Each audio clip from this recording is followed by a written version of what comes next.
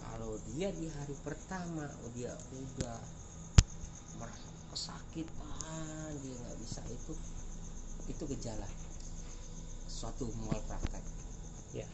Tapi kalau dia udah di tengah sampai di akhir dia ada gejala, itu udah kesalahan pasien dan korban, keluarga. Tapi lo nggak jaga, ya, kemungkinan lo biarin aja, tentang udah lahir anak, ya lo biarin aja bini lo nyuci.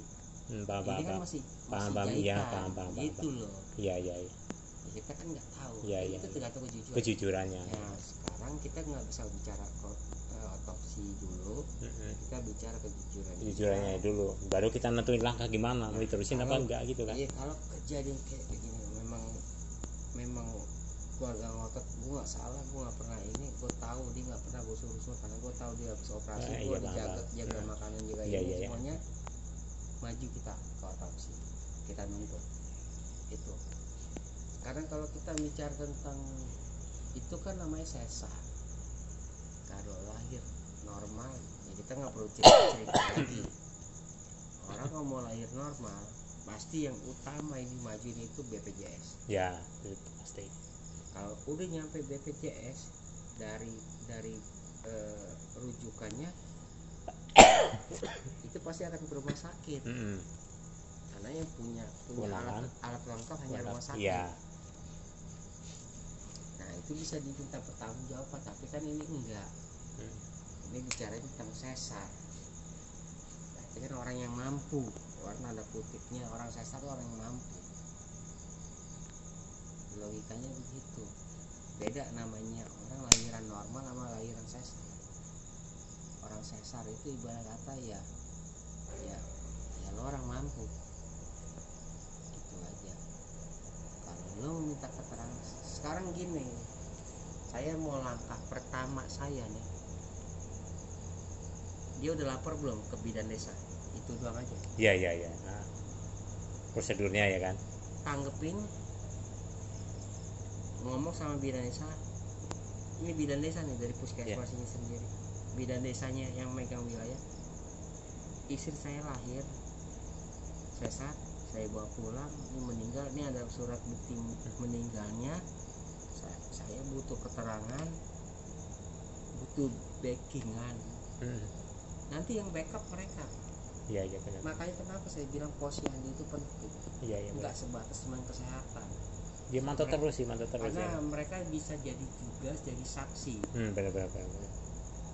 Hidup atau enggaknya ini korban. Iya. Itu akan dicatat sama mereka. Bahkan tiap bulan akan ditanya anaknya mana, bawa ke posyandu. Iya. Timbang. Iya ditimbang. Ada itu yang terus tiap minggu. Kan ada buku KMS kan, kartu menuju sehat itu kan. Buku. Gitu. Bukan dari situ. Dari semenjak dia kehamilan udah keluar. Iya. Udah keluar buku itu. Buku udah pink keluar. Namanya. Iya, bukunya pink itu yang tebal itu ya kan, Bang. Itu buku pink kan. Ya, itu buku kontrol. Makanya kenapa semenjak dia hamil itu kan dikontrol dan itu di bawah pengawasan bidan desa dan puskesmas. Ada nggak tanda-tandanya ini ya kan gitu. Gitu loh. Jadi itu bisa jadi saksi, jadi bukti. Sebenarnya kita kalau mau mengejar secara materi, ya kita akan perlakukan seperti itu. Tapi kalau kita bicara keikhlasan, ya udah ikhlasin aja, gitu loh. Cuman untuk memberi pelajaran kepada rumah sakit yang lain-lainnya juga biar lebih hati-hati ya kan, biar jangan kita gunakan dengan cara yang bijaksana.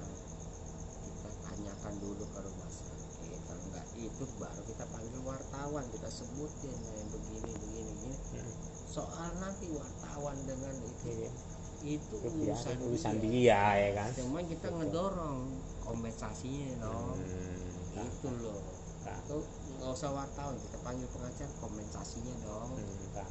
Hanya itu. Tapi kalau memang mereka nggak minta kompensasi, hanya sekedar pengen pengetahuan pengakuan dari dokter yang menangani, ya itu percuma.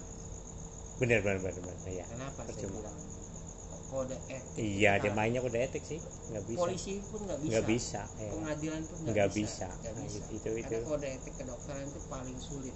Nggak bisa di ini. Itu ranahnya dia. Karena Soalnya dia profesi. Iya kan? Dia nggak bakal buka. Nggak bakal Karena itu buka. di dalam ruang operasi. Iya, paham. Gitu. Ruang operasi itu kan hanya tertutup, hanya Iya. orang-orang tertentu. Orang-orang itu aja. doang ya kan, emang udah punya skill misalnya yang profesi udah Dan profesi itu dia. hanya di bawah naungan rumah sakit, Benar. bukan di bawah naungan dinas sosial. Benar. Sekarang ditanya dulu sama suaminya, lo mau nuntut apa enggak? Kalau nggak nuntut udah diemin aja, gitu aja daripada repot. Karena ujung-ujungnya mentok di kode etik. Kode etik. Percaya sama saya, kode etik itu nggak bisa dikalahin. Kedokteran itu nggak bisa dikalahin. Walaupun pengadilan turun nggak bisa dikalahin. Wajar dong. Lo bidang di hukum, gue bidang di kedokteran. Iya. Bahkan sama kayak di suatu pabrik. Lo manajer produksi, gue manajer keuangan. Punya pas sendiri ya kan. Lo kan seimbang. Situ bagiannya situ ya kan, gitu. Bagiannya situ. Nggak bisa. Nggak bisa masuk ke ranah kita ya kan, gitu.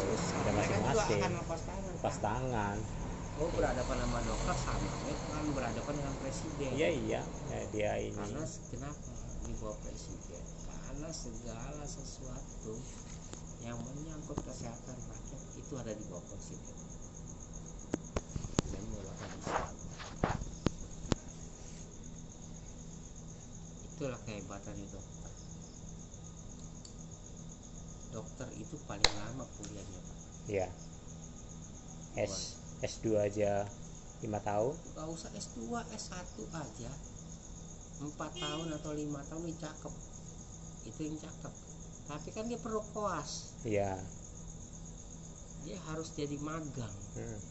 Malah banyak yang nggak lulus ya kan. Iya. Banyak sekali yang nggak lulus. Bisa udah ketahuan dari dulu sejak Udah koas itu magang, Pak. Nggak ada sistem lulus apa enggak. Dia udah lulus kuliah, Iya. tapi dia akan magang ya praktek ya Pak. Itu udah terlepas dari ikatan dinas kedokteran dan udah terlepas dari institusi universitas. Karena lo udah lepas dari gue, lo magang sendiri, terserah lo magang di rumah mana aja ya kan. itu urusan lo. Yang penting gue udah nganterin lo sampai S1 di situ. Tinggal di lapangan udah sendiri situ ya kan, gitu. Makanya ada namanya koas. Ada kode etik kedokteran, salah satunya lo kalau mau jadi dokter ya lo harus koas dulu. Prosedural ya kan, ada tingkat-tingkatannya. Sama dengan yang namanya guru. Lo nggak punya sertifikasi, lo nggak bisa gua anggap guru. Iya. Gitu loh. Walaupun lo udah S1 udah kaplak, udah apa ya kan. Percuma. Dia ada standarnya ya kan, dia ada standarnya. Harus sertifikasi. Sertifikasi di guru itu lebih parah. Pokoknya dalam satu hari 24 jam dia harus full ngajar. Tuh. Baru dia dapat gua sertifikasinya. Boleh tanya. Tuh.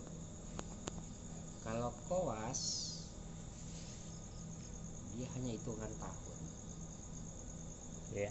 Mungkin gue mau magang dulu 2 tahun. Udah ya kan.